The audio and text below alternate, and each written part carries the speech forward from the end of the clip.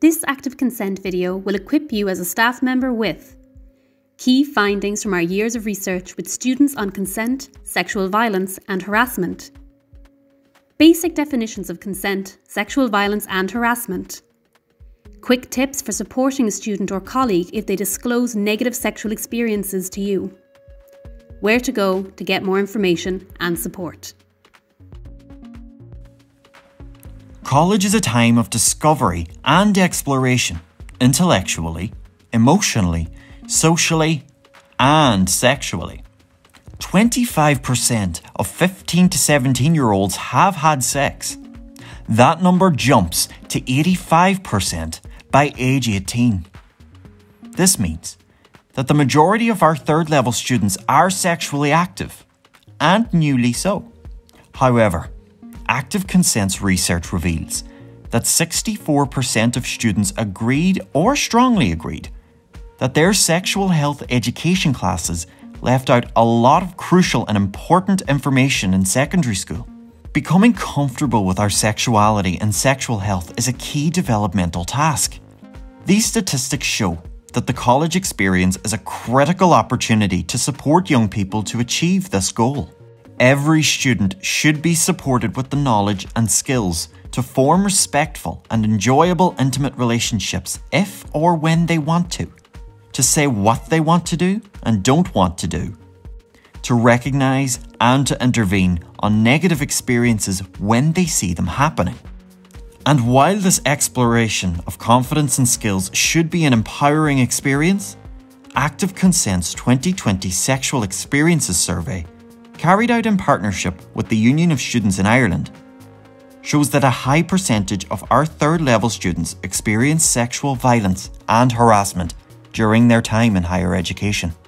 We asked over 6,000 students from 14 higher education institutions about their experiences of sexual violence and harassment during their time in college, regardless of whether this was on campus or off campus.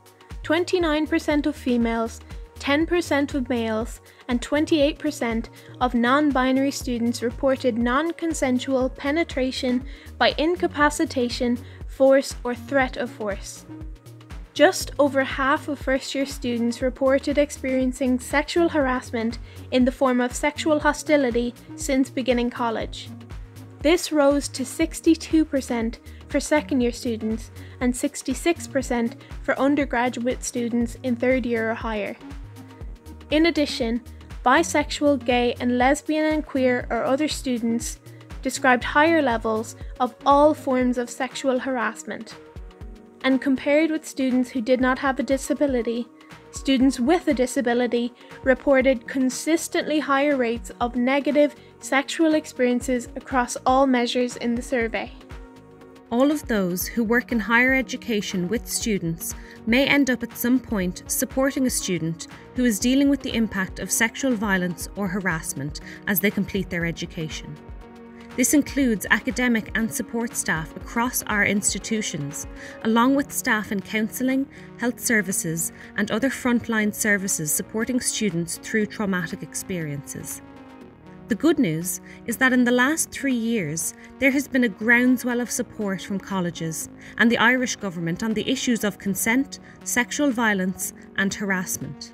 State-level acknowledgement of our mutual responsibility led to the creation of the first national policy in this area, our 2019 Consent Framework.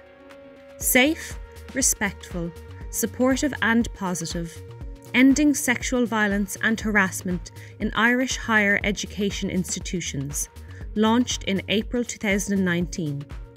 It is Ireland's first national policy document on this issue for colleges. Designed by an expert group convened by the Minister of State for Higher Education, the Consent Framework called on the third-level education sector to adopt visible, transparent, consistent and student-centred strategies on consent, sexual violence and harassment. Now led by the Department of Further and Higher Education, Research, Innovation and Science, the Consent Framework's key goals require the engagement of all stakeholders, including the HEA, HEI management and governance systems, students, staff across all academic, administrative, support and research roles, NGOs such as the Rape Crisis Centres, and of course our students, students' unions and other advocacy and campaigning groups. Some of the consent framework's aims are to ensure that there is accessible college systems where everyone knows what supports are available and the options for making a report or complaint. Provision of programming or training on consent, sexual violence and harassment for students and staff, regardless of what stage they are or role they hold. All HEIs have submitted an action plan for their institution in response to the consent framework. The Sexual Experiences Survey showed that students tended to report low levels of awareness about the process for reporting sexual violence and harassment in colleges, and revealed a low level of student disclosure of their experiences of sexual violence or harassment to staff. As Irish colleges make our reporting mechanisms more transparent and we continue to raise awareness on sexual harassment and violence through active consent and other programming, it is likely that disclosures of incidents to staff will increase. We will also have new tools for anonymous online reporting rolling out nationwide in 2021. This means that students and staff will have the ability to tell their college on an anonymous basis about sexual violence and harassment that they've experienced, as well as making an official complaint. All of these changes mean we need to be prepared as a sector with basic knowledge on consent, sexual violence and harassment for both staff and students. And while we've only introduced you so far to the statistics on how these issues impact students, we know that staff can also experience or have experienced sexual violence and/or harassment. Some of the knowledge that we will share with you is transferable to supporting your colleagues in peer and leadership roles. Now you know more of the data about what our students are experiencing. So what tools can Active Consent share with you to use within our higher education community? Active Consent uses workshops, e-learning and social media resources to raise awareness, knowledge and skills on the meaning of consent, feeling it, saying it and showing it. The role of gender, sexuality and issues like alcohol or drug use in how people think about consent. The impact of real or perceived peer norms and how to actively support or intervene with your peers. Consent, sexual violence and harassment. By opening discussion of these overlapping dynamics, individuals are empowered to take this heightened awareness outwards from themselves, me, to their romantic sexual relationships, we, if and when they choose to have them, to their friendships, us, and finally to wider peer groups, them. As a higher education staff community, we can act now and work together to educate ourselves on the basics, support each other even better in responding to those affected by sexual violence and harassment in our communities, and model our shared principles and values for those we teach, research and work with. Because over our years of research, we've learnt it's not all bad news. Over 80% of students think it is important to talk about consent, and 84% of students think it is important to get consent before the start of any sexual activity. But what do we mean by consent? Let's break it down as OMFG. Consent is ongoing, mutual, freely given. Ongoing.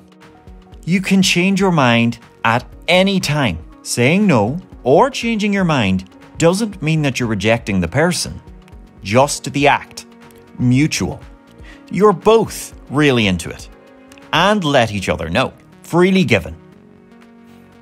Everyone is actively engaging because they want to. They are not being pressured, manipulated, or misled. Nor do they lack the capacity to give their consent due to intoxication by drugs or alcohol. Consent has been defined in Irish law since 2017. According to the Criminal Law Sexual Offences Act 2017, We consent to a sexual act if we freely and voluntarily agree to it. That's the freely given in OMFG. This law on consent also makes it clear, in addition to being freely given, legal consent must always be ongoing. An individual can say or indicate they want to stop at any time, and saying yes to one thing doesn't mean saying yes to everything. And finally, active positive consent must be mutual. Just because someone does not say no or use body language to resist does not mean consent is given. Sexual violence occurs when there is non-consent. That means any sexual act or attempt to obtain a sexual act by violence or coercion. Sexual violence takes place when one or more of the following tactics are used. 1. Verbal pressure. This includes, but is not limited to, coercion or intimidation. 2. Intoxication. Alcohol and/or drugs. This is whether they have been supplied willfully by the perpetrator or an individual has had too much to be able to legally consent and someone else takes advantage of this. 3. Force. This includes use or threat of physical force, but also an individual forcing themselves on someone who is asleep and cannot consent. Sexual violence affects everyone. Women and non-binary students do report higher levels of sexual violence than men, but 19% of male college students who took part in the Active Consent USI Sexual Experiences Survey in 2020 said they had been verbally coerced to do something sexually that they did not want to do. Sexual harassment is also a form of sexual violence. Sexual harassment takes different forms, often based on gender or sexual orientation. Let's look closer at 4 specific types: sexist hostility, sexual hostility, harassment via electronic communication, and unwanted efforts to establish a sexual relationship. Sexist hostility. This might involve being treated differently because of your sex, being exposed to sexist or suggestive materials, or experiencing offensive put-downs or condescending remarks because of your sex. Sexual hostility. This includes being repeatedly told offensive sexual stories or jokes, experiencing offensive comments about your appearance, body, or sexual activities, or being subjected to offensive sexual gestures or body language. Harassment via electronic communication. Text, email, or social media platforms like Facebook used to make unwelcome comments, jokes, or pictures, spread sexual rumours, make negative comments on your sexual or gender identity. Unwanted efforts to establish a sexual relationship. Unwanted attempts to establish a sexual relationship despite your efforts to discourage it. The findings from the Sexual Experiences Survey have illustrated these issues. 61% of final year college students have experienced sexual hostility, the majority. 26% of male students have been harassed via electronic means since they started college. 42% of female students have experienced unwanted efforts to establish an unwanted sexual relationship. And 86% of non-binary students have experienced offensive remarks about their appearance, body, or sexual activities. These are only some of our statistics, but they tell a disturbing story about what our students are experiencing during their time with us. So what is your role here as a college staff member? We get asked this question quite a lot. And we know you have concerns including not having training in this area or mental health more broadly, wondering if you have a responsibility to make sure the event is reported institutionally or locally, not knowing where to direct students to report the incident and/or be supported by professionals, getting too involved or being called on if the case is reported, saying the wrong thing and the trauma being intensified for the student, being unsure who can support you in follow-up or debriefing following a disclosure, being re-traumatized yourself if you or someone you know is a survivor of sexual violence, These are legitimate concerns.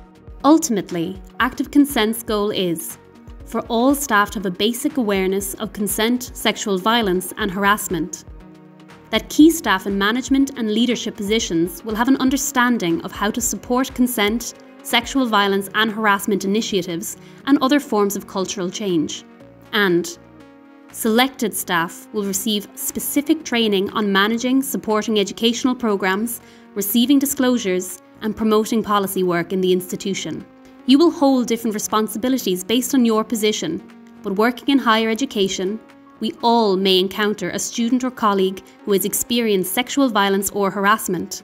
Therefore, we will end this video by giving you a few do's and don'ts for responding to a student or colleague who discloses to you.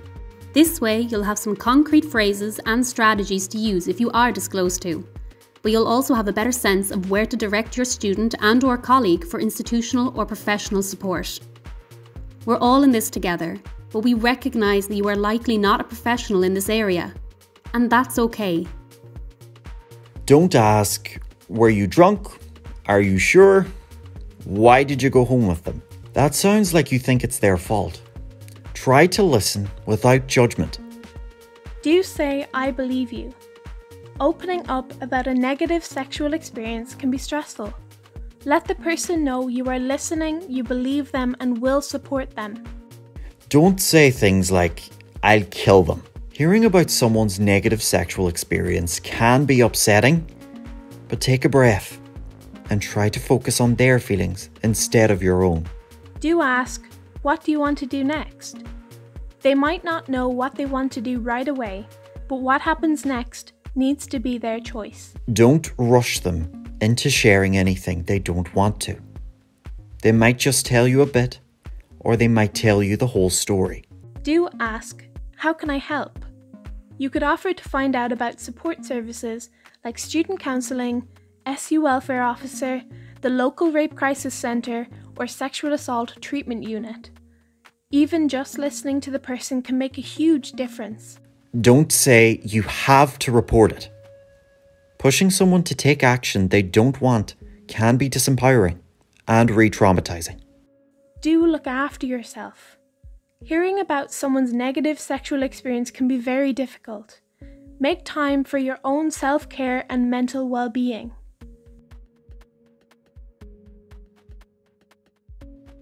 Every higher education institution will have different internal reporting procedures, and we encourage you to make yourself aware of your institution's sexual harassment or assault policy.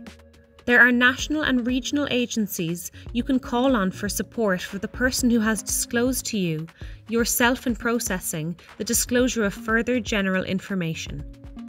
Visit Rape Crisis Help for a national directory of services. Find out the options for medical treatment and reporting. Visit An Garda Síochána for further information on reporting. When a person discloses, they may take many routes following that event. Telling someone may have been enough. They may choose to report on campus or in the local community.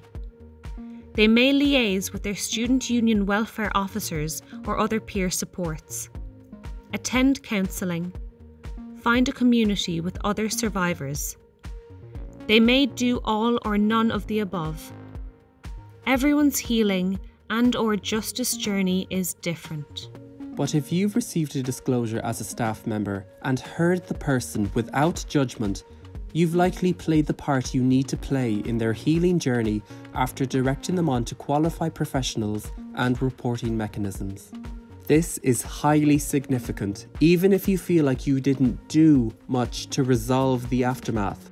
We've seen some of the good and bad news about our students' sexual experiences during third level in Ireland today.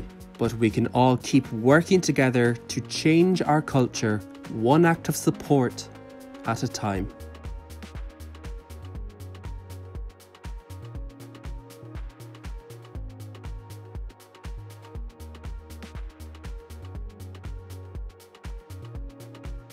To learn more or engage with more in-depth active consent training for students and staff on consent, sexual violence and harassment, email activeconsent@nuigalway.ie. Twitter @ActiveConsent, Instagram @ActiveConsent, Facebook @ActiveConsent.